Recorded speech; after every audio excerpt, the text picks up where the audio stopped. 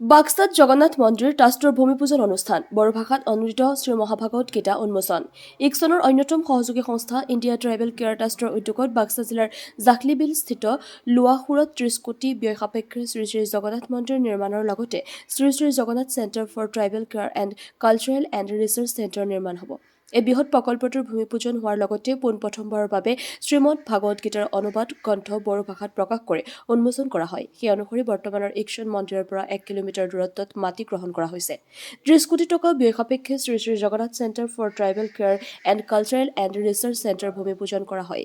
এই প্ৰকল্পত প্ৰভু জগন্নাথৰ এটা বৃহৎ মন্দিৰ, জনজাতি ছাত্ৰ ছাত্ৰীৰ বাবে হোষ্টেলসহ এখন বিদ্যালয়, গোশালা, অতিথিশালা স্থাপন কৰা হ'ব বুলি উদ্যোক্তাসকলে কয়।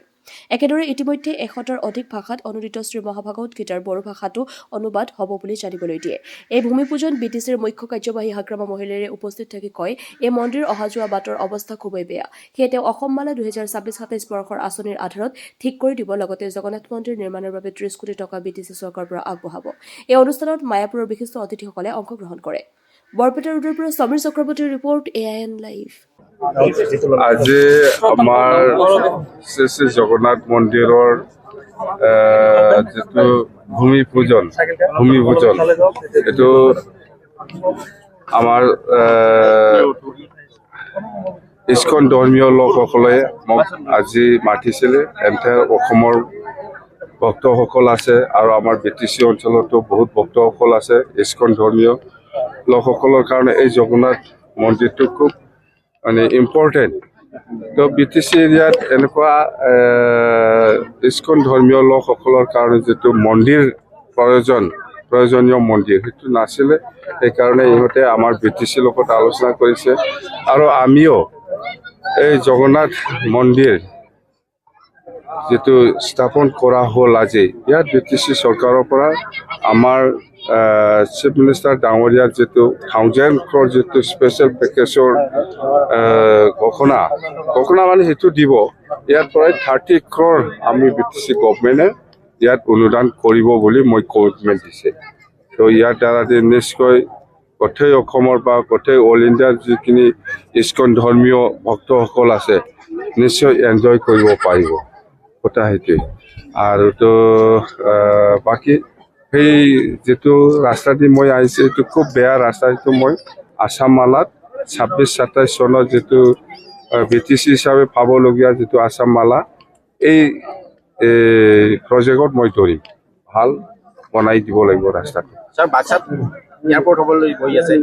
বাক্সা এয়াৰপোৰ্ট নহয়, মানাহৰ এয়াৰপোৰ্ট বনোৱাৰ কথা। তাৰমানে এয়াৰপোৰ্ট কি ধৰণৰ এয়াৰপোৰ্ট বনাব সেইটো পিছত আমি গম পাম। মুঠতে সেইটো যিহেতু সেইটো নেশ্যনেল ইণ্টাৰনেশ্যনেল লেভেলত এটা টুৰিষ্ট প্লেচ মানাহটো, ইয়াত হ'বই। অকল এয়াৰপোৰ্ট নহয়, বিভিন্ন ধৰণৰ ফেচিলিটি এই অঞ্চলত নিশ্চয় থাকিব। আজি আধ্যাত্মিক যি অনুষ্ঠান যিটো সমাগত বিধানসভা নিৰ্বাচন কি কামনা কৰিব? বিধানসভা নিৰ্বাচন এনেকুৱা গোটেই অসমত যিটো আজি ৰাজনৈতিক পৰিৱেশ খুব NDAৰ কাৰণে পজিশ্যনটো ভাল। আৰু আমাৰ BTCৰ লক্ষ্যটো হ'ল আমি অসমটো ষ্ট্ৰং কৰিব লাগিব। অসমটো ষ্ট্ৰং কৰিব লাগিব, তেতিয়াহে বড়োলেণ্ড উন্নতি হ'ব। আমি সেইটো জানো। ৰাজ্যসভা আসন হওক, কিবা লোকসভা আসন হওক বা এছেম্বলি আসন হওক, সেইটো NDA হিচাপে যাব। যিকেইখন আমি NDA হিচাপে পাৰ্টিচিপেট কৰিব, এই গোটেইকেইটা জিকি যাব।